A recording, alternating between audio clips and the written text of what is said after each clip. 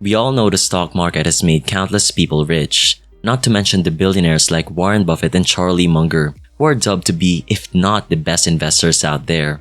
Although not all of us have the talent of these two legends, but fear not, even by investing in the index alone, which is by far the easiest way to be invested in stocks and is also advised by Warren himself for retail investors, you would have multiplied your money a lot.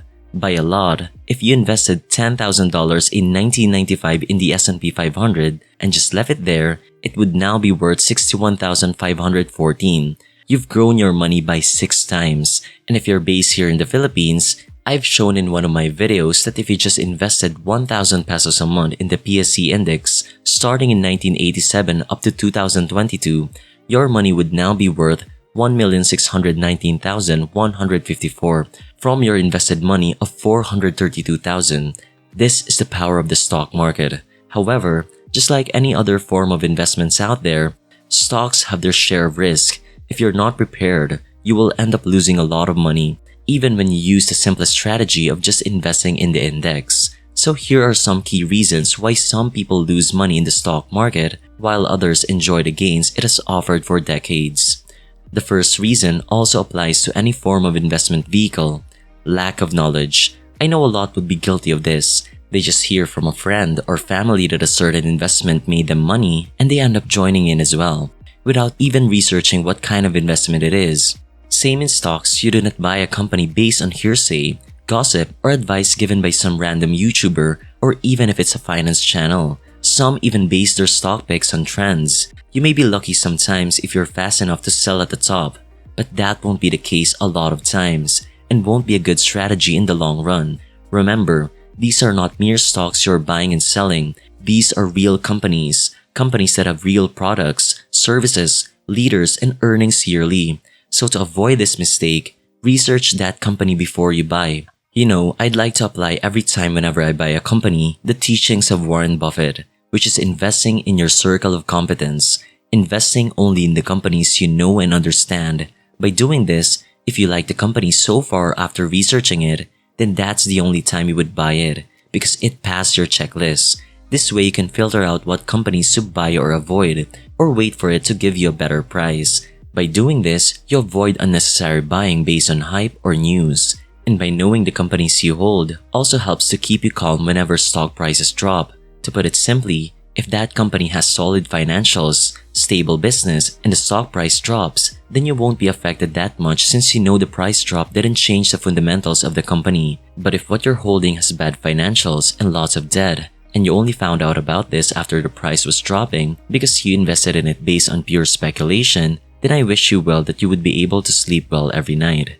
And by the way, one platform that can help you know the stocks you're investing in is simply Wall Street. It has tons of data on local and international stocks. They give you updates on the stocks in your watch list, from earnings and dividends release down to insider buying or selling. The platform also helps you track your portfolio, which saves you a lot of time. And there are a lot more functions waiting for you that will help you in your investing journey. So sign up now to Simply Wall Street. They have a forever free basic plan, and if you use my link, you will get a 14-day free trial of all their platform's features. And not only that, if you do avail of their plan using my link, you get a 30% discount. So what are you waiting for? Try Simply Wall Street. The second reason is, you are a short-term thinker. Or to put it simply, you are impatient.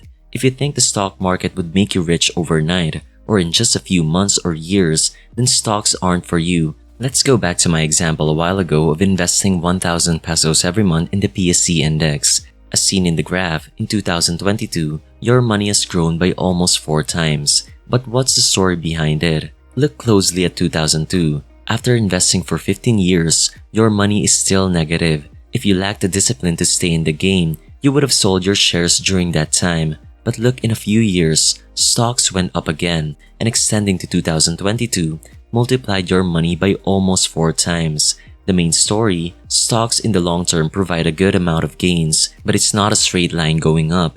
It has its ups and downs. So as an investor, you should know this. As the great investor Peter Lynch said, you get recessions, you have stock market declines. If you don't understand that's going to happen, then you're not ready. You won't do well in the markets. Just by our example a while ago, you would have lost $1 million if you sold too quickly. But if you just stayed true to be a long-term investor, since you know this normally happens in stocks, then you would have earned a lot, and this is simply by diligently investing month after month without caring if prices are declining. So the next time you buy a stock or invest in an index, remind yourself of the words of Warren Buffett.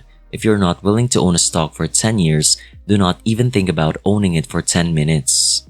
Third, wrong diversification. Well, a lot of investors confuse the true meaning of diversification. They think you need to spread your risk among different companies and buy 10 stocks or 20 stocks. No, it still has to pass your checklist. It still has to be in your circle of competence, not just buying for the sole reason of spreading your risk. If you only see 5 stocks that are worth investing in now, why buy other companies that don't pass your checklist just for the sake of spreading your risk? By doing that, you're already compromising your strategy. Instead of minimizing your risk, you're actually adding to it by investing in companies you know nothing about or buying those at a huge price. If you look at this example, Warren Buffett has a concentrated portfolio compared to Peter Lynch who owns 1,000 stocks.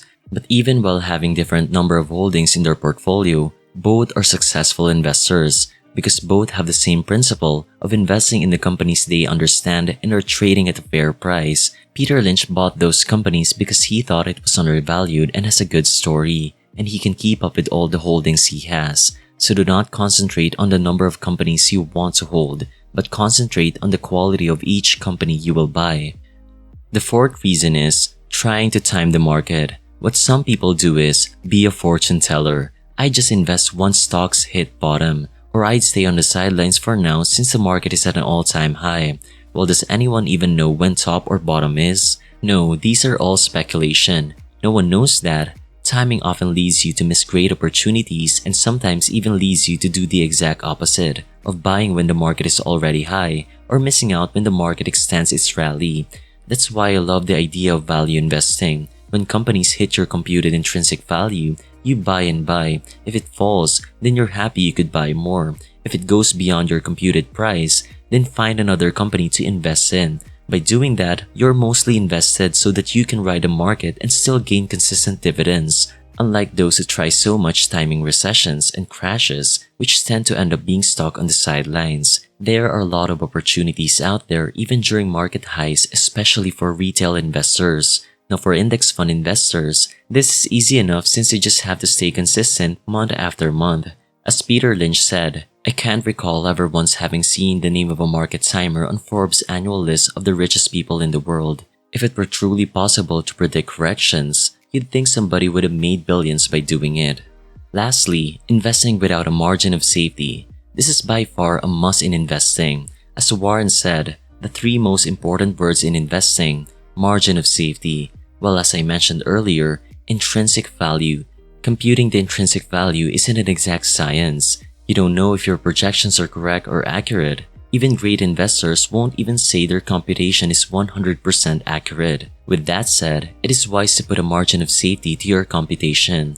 This acts as a cushioning effect whenever your computed buy price is too high. Though it still doesn't guarantee that it will protect you from losses, but it will surely cushion the effects of it. I think the statement of Charlie Munger explains this very well.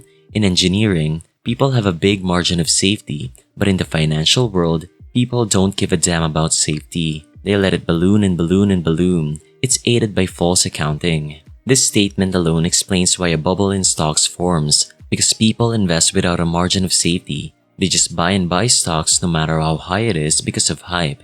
They put high growth projections for a certain company, which would sometimes be impossible for that company to achieve. That's why when you're computing for your buy price, accept that you don't know it all. Accept that what you're doing are all projections. So by that, you have to put some space for errors in your calculation. Put a margin of safety. So with that, this ends this video for today. I noticed that more than half of my viewers aren't subscribed. So do like the video and subscribe to the channel. Really helps out a lot to grow my channel and reach more viewers. So anyway, thank you and see you in the next video.